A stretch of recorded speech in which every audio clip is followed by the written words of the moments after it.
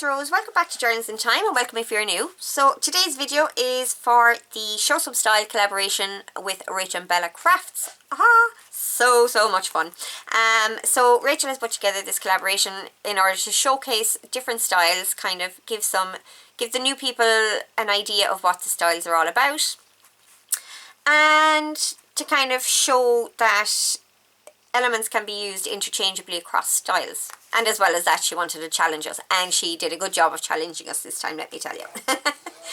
So we are working with steampunk style and shabby chic style today. We are making these little pieces. These are altered envelopes. They have a fabric flip, they have a kind of notebook type flip, and they have two pockets, one in here and there's another pocket in here, and they are both done the same way, but because of the styles chosen, they look very different, and that is what the challenge is all about, or the collaboration is all about. So stick with me, grab a cuppa or grab your envelopes and sit back and either relax or craft with me or relax and craft with me, both. So there. Okay guys, enjoy the video, and I will be back to talk to you at the end. Okay? Okay, so the first thing we need to do here is to look at our envelopes. Now, you can use any envelope for this, really. I mean, any size, shape, and just make it to fit, okay? So you can see I have two different style envelopes here. This one has a top flap and this one had a side flap. So we're going to use the two of these and we are going to make them work. This one has a window, this one does not. I'm fine with that. They don't have to have a window. In fact, it can be easier to do these without the window, but I wanted to do one of each, okay? So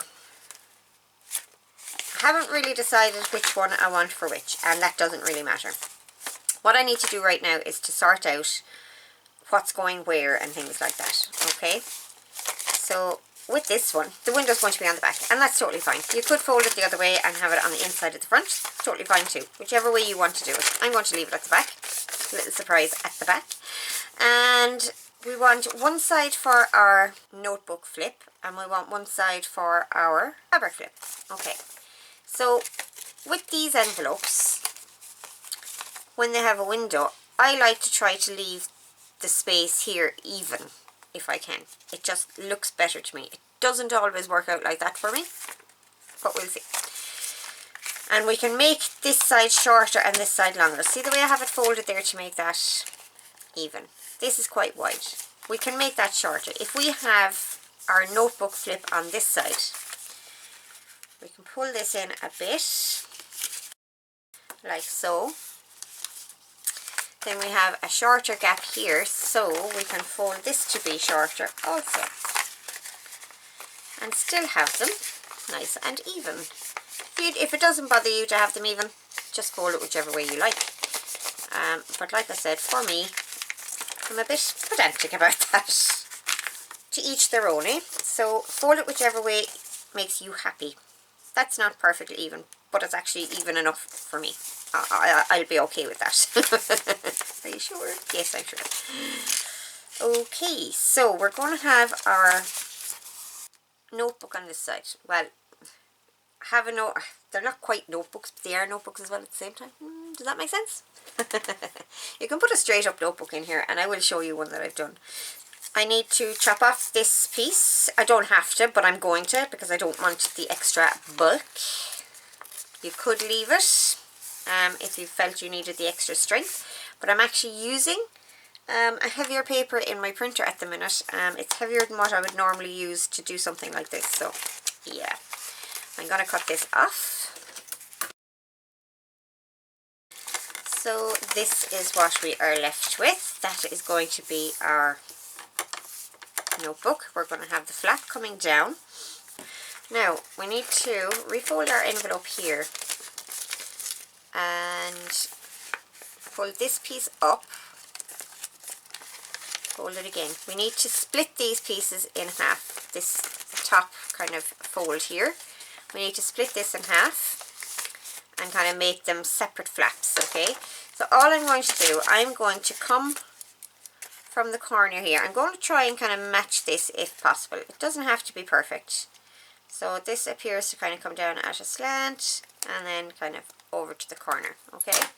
Like I said, not perfect, but it's close enough, okay? So that's what we have. We've taken a little slice out. We have a little V here. Can you see that? And that allows it to fold closed without too much bulk in there. So that is that. And on this side, we're going to have our fabric flip. So I'm going to write that here. So we have our notebook opening out and we have our flip opening up. Okay, so we have our notebook here. We have a pocket in here. We have our flip here and we have a pocket in here. Okay, so we're going to do the same process for the other one. It's going to be the very same process for this part. Okay, so I'm actually going to fold this one in half because it has no window. I'm just going to fold it in half with my flap up like so.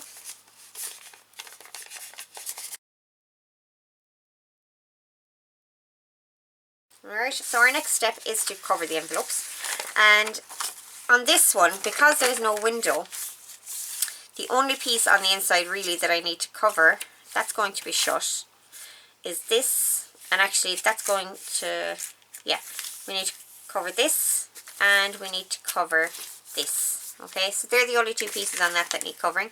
I'm going to cover the whole outside, and on this one we are covering here and here. So where we don't have one of our flips going on our notebook or our flip, that's where the areas we need to cover. But on this one, excuse me, because this has the window as well, we need to make sure that that gets covered. Or you could leave it if you want. It's entirely up to you. Can you get two themes or styles that are more polar opposite than these two? I mean, really. Okay, now I'm not going to show you me covering the whole envelopes, okay? It's gluing paper down basically to the shape of your envelope. But I do want to show you one trick for covering window envelopes. So the way I do this, there are lots and lots of ways to do this. You can just piece your paper around it, all sorts of things. You can make a template for yourself, that kind of thing. What I do, I take a pencil, the softer the pencil the better, and you could probably use chalk pastels for this as well. And I just go right along the edge and give it a nice heavy coat of pencil. Now, I'm not going to do all of this on camera, okay? I'll just do that bit just so that you can see.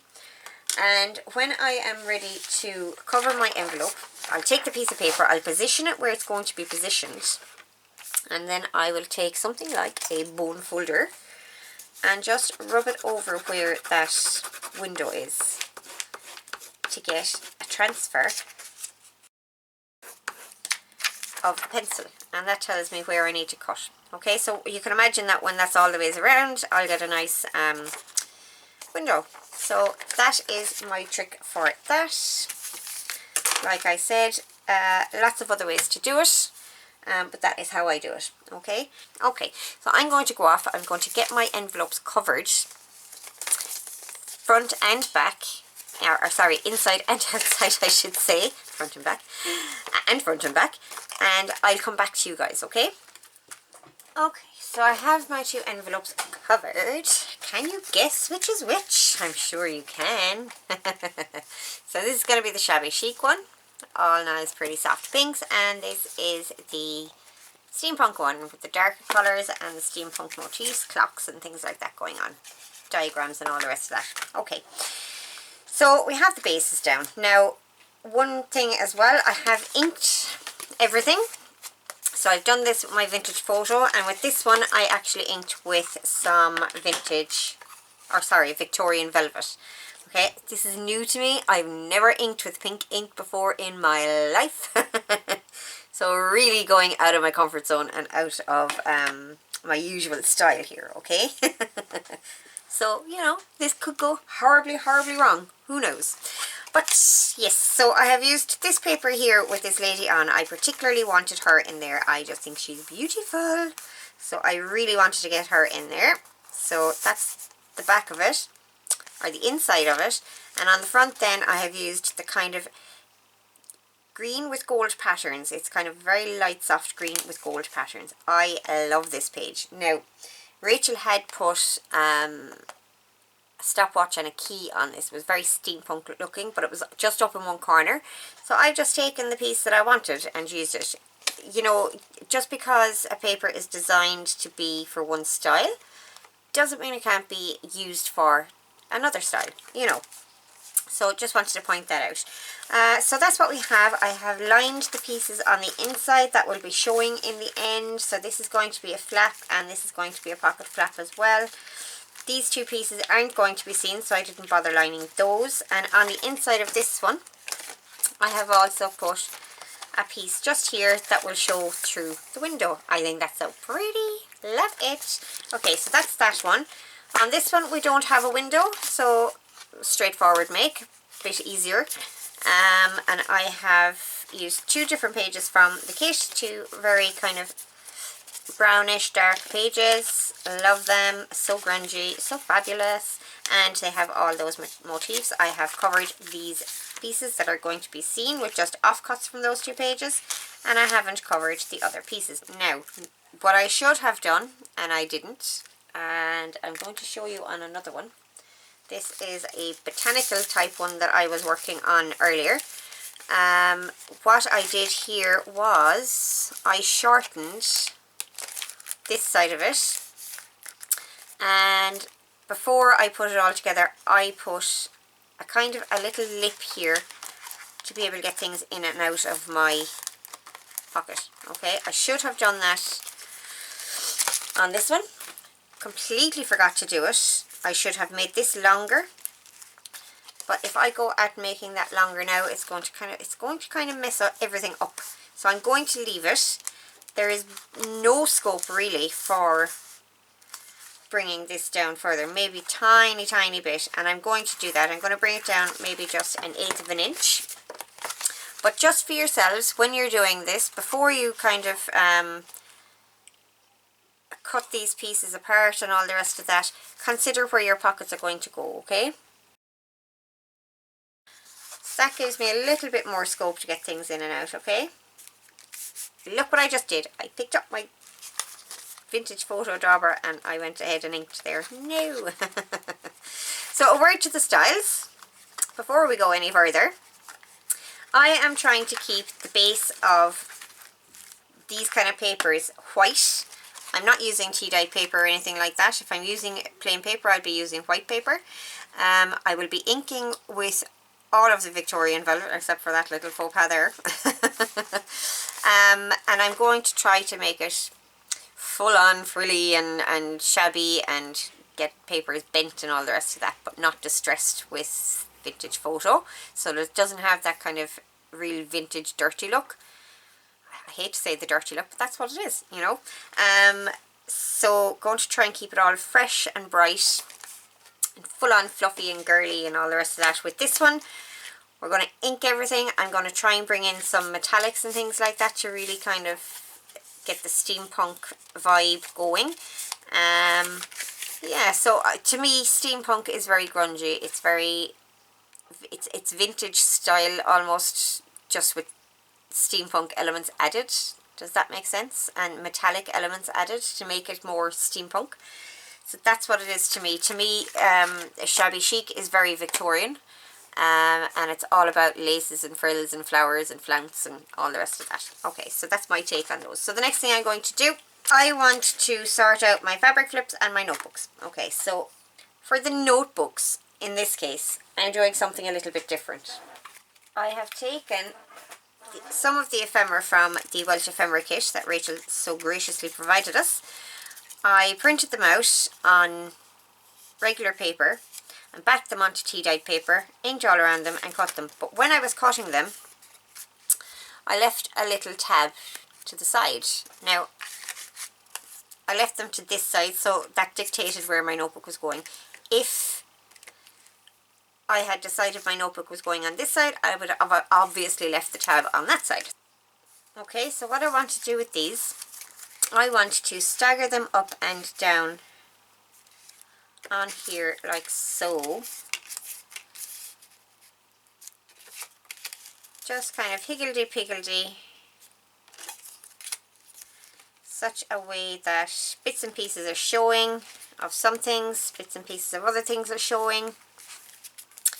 And I have split the ephemera in such a way between the two pieces so that the ones for this piece, for the steampunk piece, it's all coal and iron factories, Welsh Mineral Company and gold mining. Okay, so they're all kind of industrial type things, you know. So I have split them so that each of the selections of ephemera works for the theme. Okay, so I'm going to want to stagger them like so. I think that's how I'm going to do it. Okay, so I'm going to get all of these pieces glued on these edges here. And I'm going to glue them so that the edges of these are meeting each other. Can you see what I'm talking about here? So where the edge of the ephemera meets the edge of the ephemera below, that's where I'm going to glue, okay? So that they're all in a straight line, and then we can trim these pieces off afterwards. Okay, so let's get started with that so you can see what I'm actually talking about.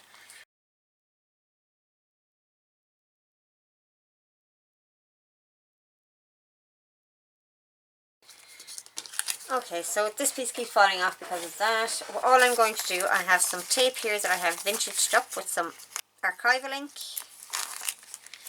I'll take a piece of that and mend it. Okay, so we're going to have to trim these down anyway.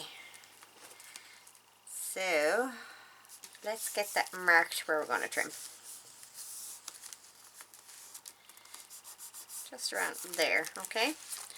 So I'm going to trim all that off. Just inside that crease. It doesn't have to be perfect.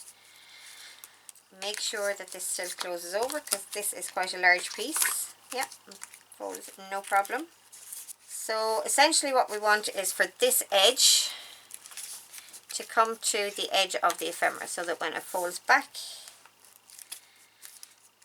it looks good, like so.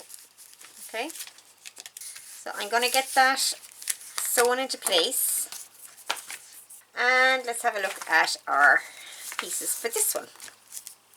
So, taken the more colourful pieces and the ones that didn't fit with the steampunk, and I put them in here. Now, this particular one has stripes on it from my printer. That does not appear on the actual digital, but I felt that this particular theme, the shabby chic theme, so lends itself to stripes and things like that, so I left it. The rest of the pieces on the paper, on that page, came out fine. It was just this one, so I left it. Now, this envelope, this was the flap. This is going to be too large.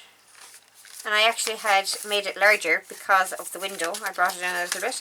This is going to be too large. I'm not going to use all of this with these. Okay, I'm going to cut a piece of that off, I think. I'm just going to do it with my trimmer.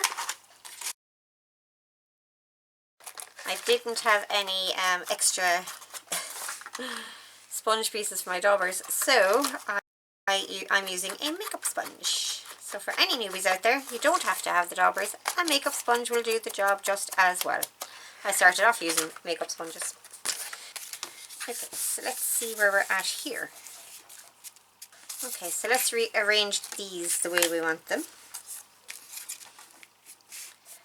Now, this particular one actually, aside from the stripes, which I've already spoken about, this is for the Welsh Gold Mining Company, and that would have fitted really, really well into the steampunk theme as well, except for the colour. I didn't want to use colour, this kind of colour in that.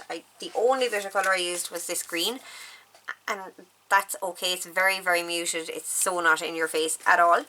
And it kind of works really well with the browns. I felt that the blue wouldn't, but it works really well with the shabby chic style. And just because it's Welsh Gold Mining Company doesn't mean it can't be used for shabby chic. So on the one hand, for the steampunk, I was looking at the actual pieces themselves, what they were. For the shabby chic one, I'm looking at more the colours than anything else. Okay? Just different ways of looking at different pieces of ephemera to see, do they fit the style that you want to do. Okay? Now, let's get these started.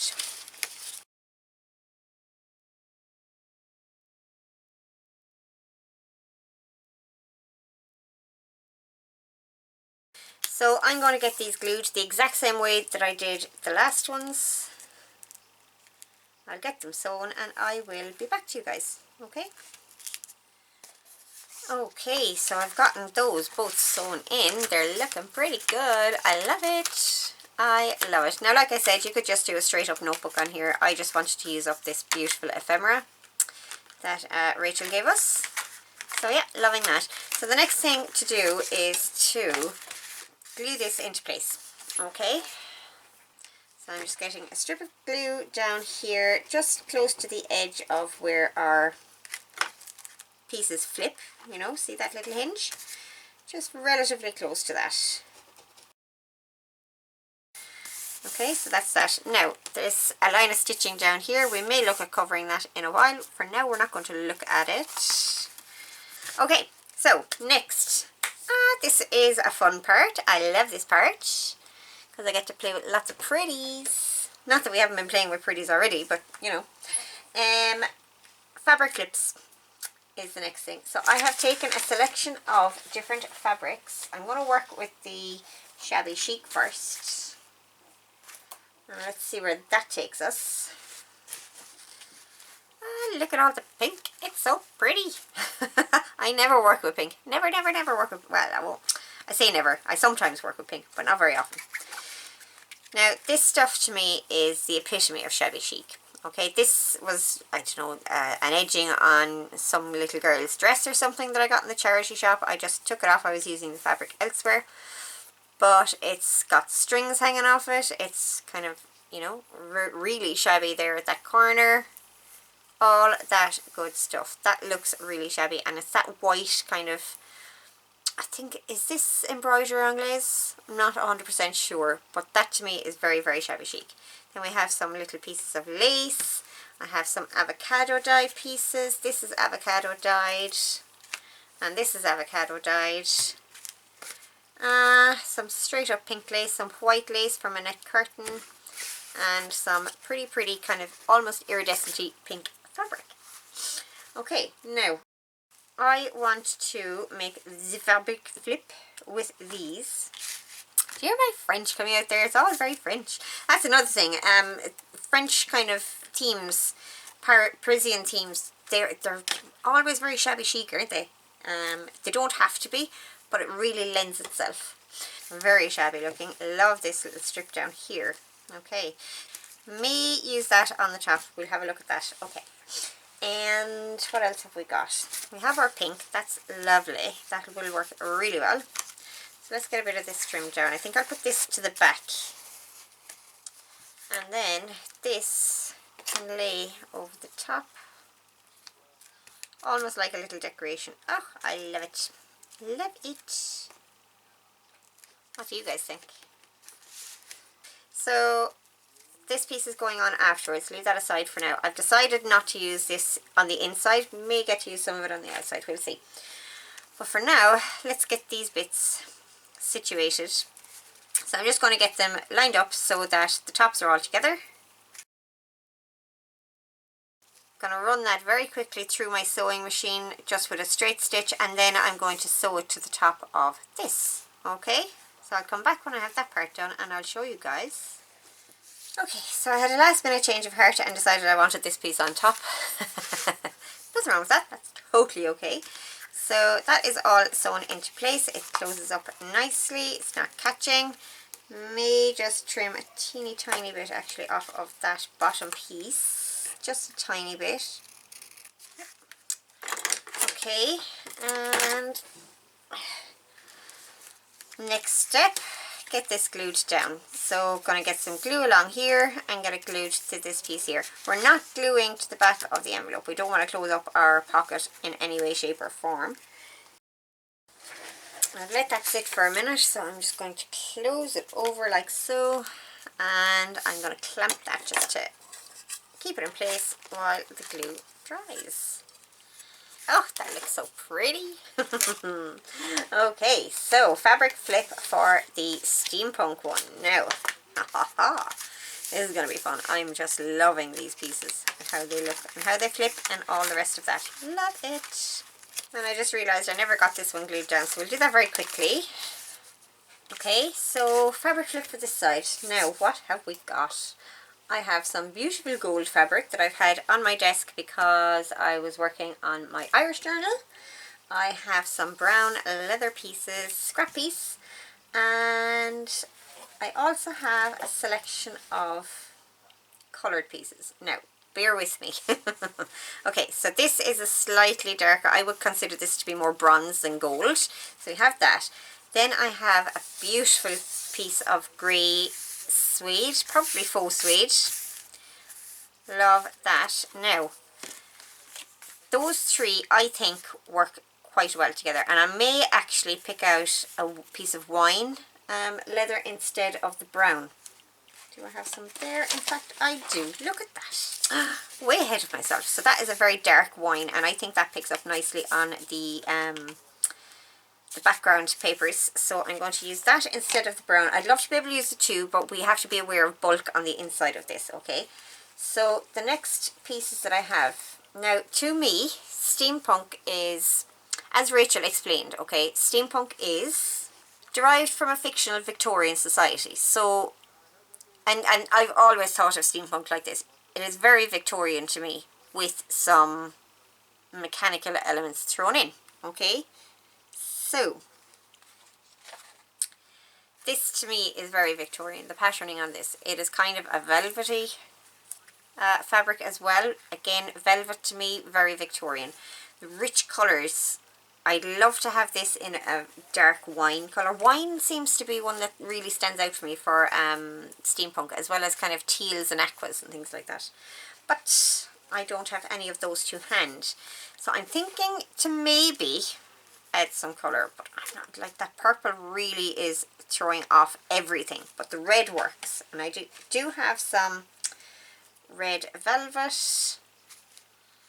I have this dark red. This one has actually been distressed. It's been inked and all the rest of that. And then I have this kind of brocade almost. So I think that really works as well. I will take the beads off of here, obviously. And this already has some cheesecloth on it. It was an offcut that I had used. I was covering a journal with it. So I may use that. What do you guys think there? I think this works really well with these colours. So I think I'll leave the bright red out for now, and I leave the purple out. But just to know that steampunk isn't all dark, dingy colours like that. There are rich jewel tones involved as well. Okay, so I'm going to take the beading off of this if I can. Don't want the beads in there. And while I'm doing this, I'm going to turn the camera off so you guys don't have to painfully watch me painfully going through this. Okay, so I have a little confession to make. When I went off and debeaded that piece of fabric, I turned off the camera and I forgot to turn it back on again. Oh no. But luckily enough, I realised it pretty soon afterwards, and all I really did was the very same thing here that I did with this fabric flip, and I got this piece stuck down as well. Okay, so that's how that looks right now. Got all those little flippy pieces. I love it. Fabulous. And we have our lady underneath. And this is what I ended up with for the fabric flip for the steampunk one. Those 4 pieces. Not sure what I'm going to do with that just yet, but let's get on. Now, you can see that when this one is closed up, this one is fine. That can be used as a standalone piece. Put it into a pocket, or just use it as it is like that, and away you go. This one is off, and the reason I'm not bothered by that is because with the original one of these that I made, it was actually in my Irish journal, and I used it as part of a signature. So that's kind of how I envision using this one. So this is the original piece in my Irish journal. This is the original one that I made. So this is the front of it. It's got the fabric flip on this side, like so. It's got the pocket in here. And if we flip the page, it's got the pocket up here and scrappy notebook in there. Okay, so you can see actually this is the vintage style. This one has the window in the back as well. Vintage style. So I have actually done all 4 styles. Haha. So that was the vintage one. Then there's the botanical one that I did earlier on. This isn't finished either. It's not glued up or anything, but it's made. The piece is made. Then we have our shabby chic and our steampunk. Go me. But yeah, so I'm not worried about this one being not kind of the same length on either side, because if it's going into a signature like the one I did in my Irish journal, it's not going to be noticed anyway. Okay, so what's next? Next is decoration. Ha ha ha. Hooray hurrah. Now, traditionally, I am a faffer when it comes to decoration. So, I will probably either put this on speed, or some of it on speed, or skip the actual process altogether and then come back and show you guys what I've done. For the time being, what I want to do, I want to go and print off Rachel's fabulous steampunk freebie that she has available on Ko-fi for all of us. So if you haven't grabbed that, make sure you do. She did some really fabulous fussy cuts and tags for us. So I'm going to go off and print that and see what I come up with. Okay, guys. Okay, you guys, I think I've gotten these to a place where they're fit for show.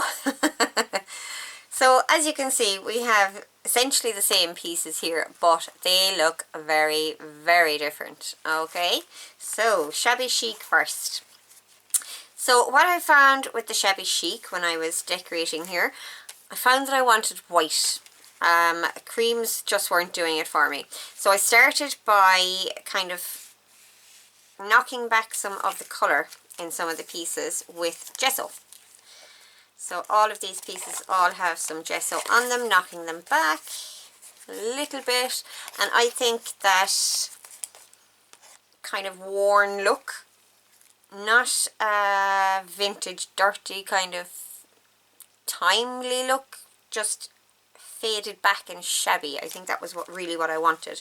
Okay, so I stuck with pinks and blues, but there was a point where the pink was getting too much for me.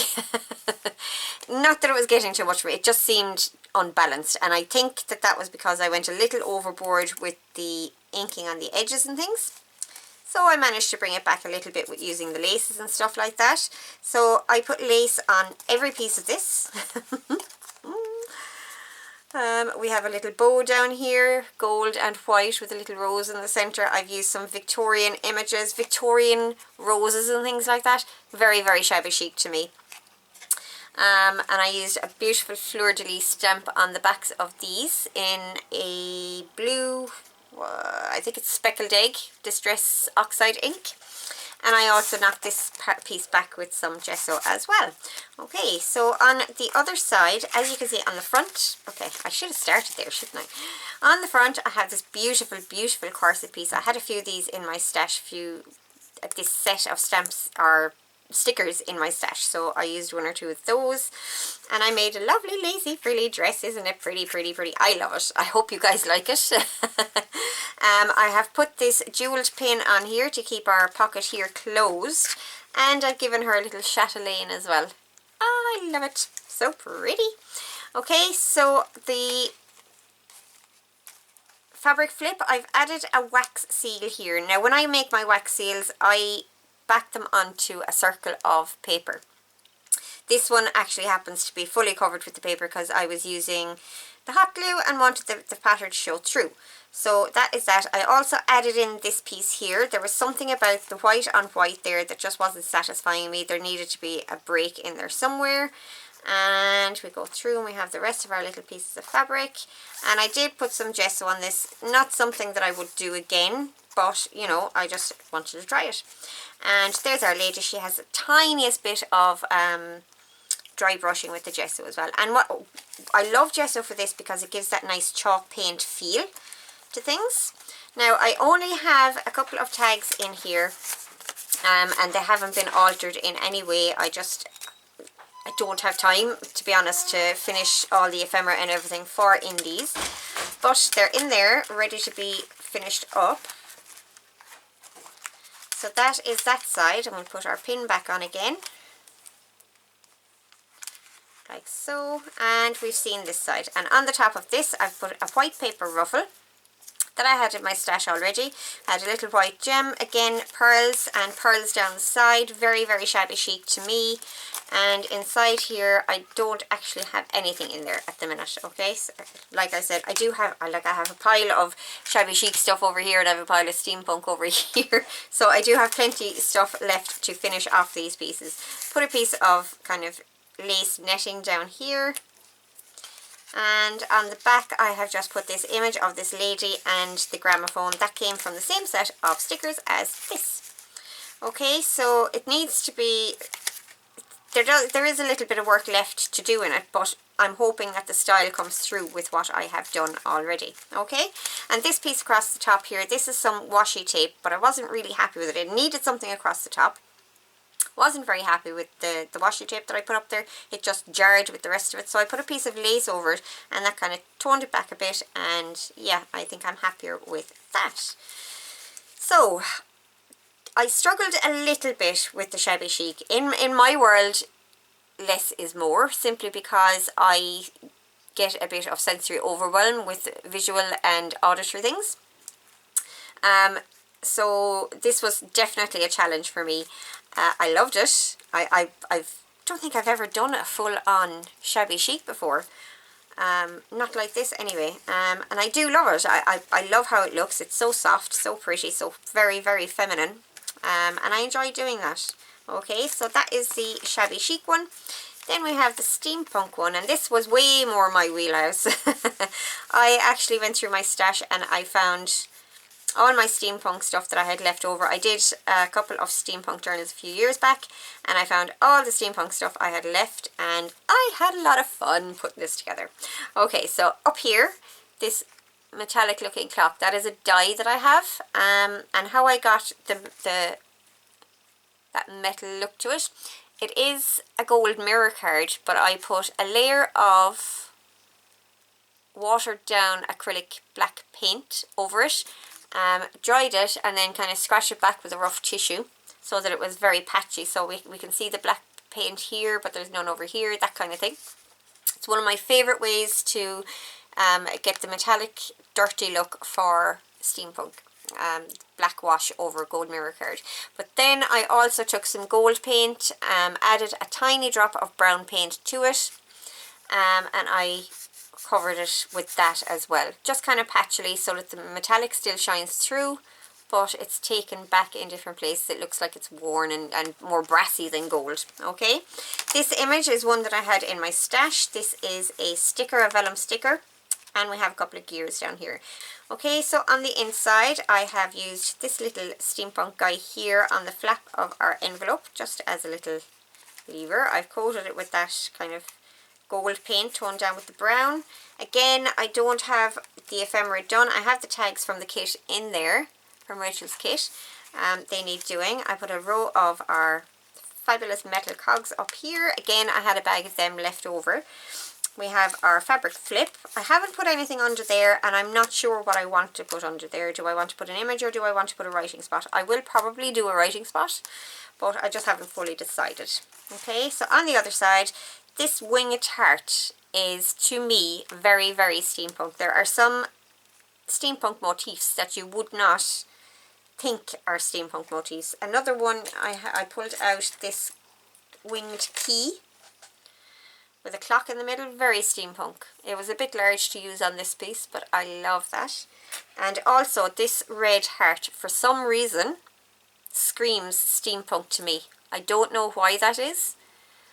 It could be to do with some steampunk books that I may have read or things like that. There was definitely one called Nefertiti's Heart, so that could be why that is. But the point I'm kind of trying to make with this piece is when you're using steampunk as a style, anything goes. You can, and this was a question that was asked, you can use flowers with steampunk. Of course you can. Anything can be steampunkified.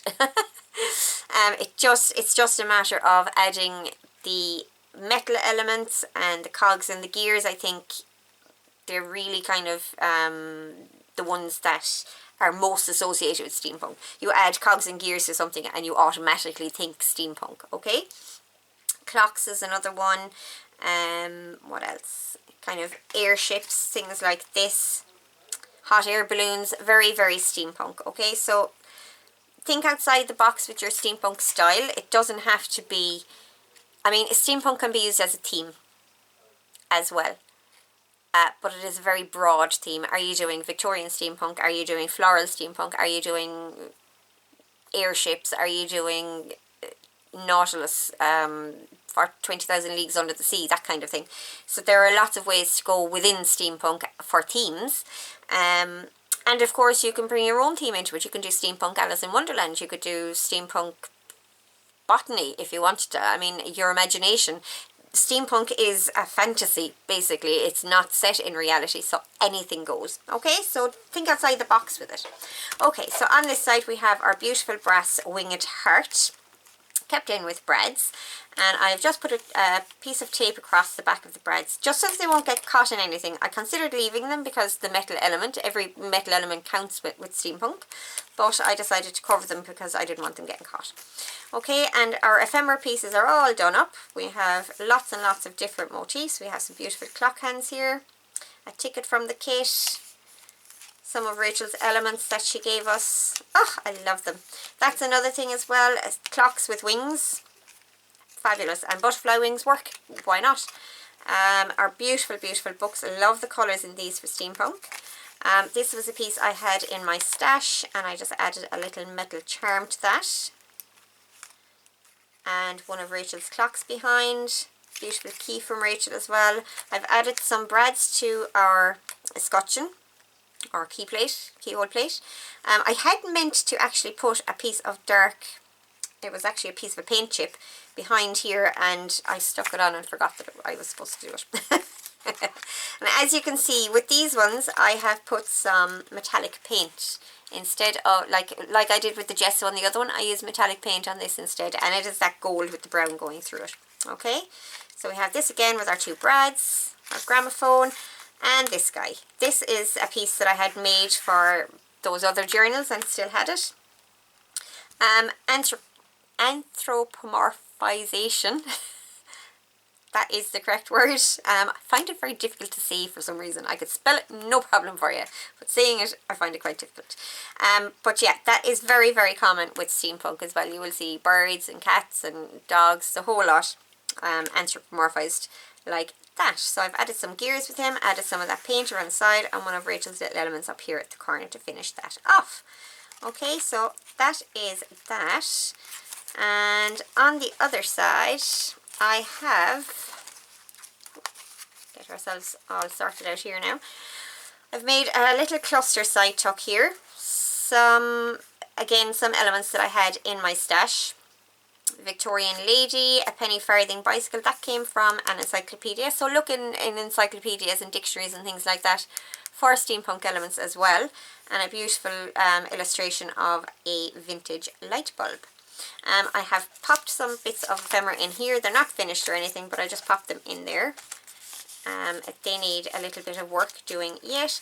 And I have used this gorgeous rose wax seal that I had done on some paper with the string going through it already. I have attached this down inside my pocket in here. I just put the string down inside the pocket and glued it. And it hangs out like this. Now, I don't know if I'm going to leave that swinging freely. I may end up actually gluing that into place, but for now it's swinging freely. And of course, the eyelet element works really, really well with the steampunk as well.